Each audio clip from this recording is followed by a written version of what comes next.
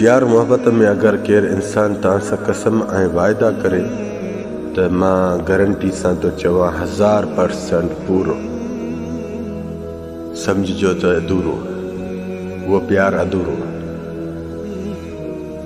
सच्ची मोहब्बत सच्चे प्यार में कसम वायदा न होंदा। यकीन क्यों न जेकॾहिं वक्ती प्यार होंदो न वो अगलो इंसान तव्हां सां वायदा भी कंदो कसम भी खणंदो एतरे कदर जो वो इंसान तव्हांखे बाक़ायदे सच्चो नज़र ईंदो। ऐं इन में छा थींदो, इन्हनि खे तकलीफ़ थींदी कहिड़ी ॾुखनि ऐं परेशानियुनि जी। रब कंहिंखे ज़रा ज़रा कोन कंदो आहे। अल्लाह उनखे कूड़नि वाइदनि करण वारनि कूड़नि कसमनि खणण वारनि खे ॾुखनि ऐं तकलीफ़नि ऐं परेशानियुनि जी सज़ा ॾींदो आहे। रब जो कसम ग़लति ॻाल्हि कोन थो कयां। जंहिंसां इहे मोड़ हलनि था भले पंहिंजे गिरेबान में जाती पाए ॾिसनि, जेकॾहिं इहे आदती न हुजनि मुंहिंजो सर कलम कयो। बाबा ॾिसो, हिकु वाइदे जो टाइम पीरियड ॾिसंदा न आहियो, तकड़ में अगलनि सां वाइदो कंदा आहियो। तव्हांखे अॻु जी ख़बर न आहे त मूंसां अॻु में छा थींदो। हा, पोयों जेको करे आयो सभु पोयों बि ॾिसो न त तव्हां छा करे आया आहियो। जेको हाणे बीठो अगलनि सां भरम सां वाइदा कसम खणे, तूं अॻिते जी ख़बर रखे तो तूं कसम ऐं वाइदा तो खणे। बहरहाल कसम ऐं वाइदा खणण वारा तकलीफ़ुनि ऐं परेशानियुनि ऐं हर वक़्तु बेचैनी में हूंदा। आज़माए ॾिस,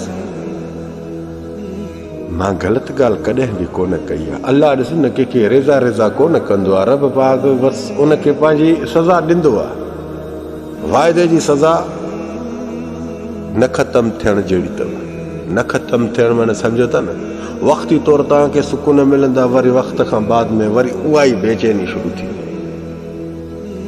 बहरहाल वाइदो ऐं कसम जंहिंसां बि खणो न त सोच इहा ज़रूरु रखिजे, छो थी सघे मतां नियत खोट हुजे, नियत में तुंहिंजी बुराई हुजे। वाइदनि ऐं कसमनि जे ज़रिए ते अॻिले इंसान खे त पंहिंजे क़रीब करे वेंदा, बाद में उनखे अधूरो छो छॾे वेंदा, छो त तव्हांजा कम सभु निकिरी वेंदा। बहरहाल अहिड़ी हराम पाई न कयो, इन जो बदिलो अलाह ई वठंदो, रब न बशकींदो अथव। मुंहिंजे चवण जो सबबु छा, सबबु इहो आहे, हिकु वाइदो ख़ुशीअ जो वक़्त में न कढंदा कयो, कंहिंसां बि न कंदा कयो वाइदो। ख़ुशीअ जो वक़्त में जल्दी में कंहिंसां वाइदो न कंदा कयो। ख़ुशीअ वारो वाइदो ख़ुदा जो कसम मां कसम कनि थो ॻाल्हि ॿुधायां, उहो पूरो न थींदो अथव। आज़माए ॾिसो। जज़ाकल्लाह ख़ैर, मां सलाम। वाइदो बि सोचे सम्झी कयो।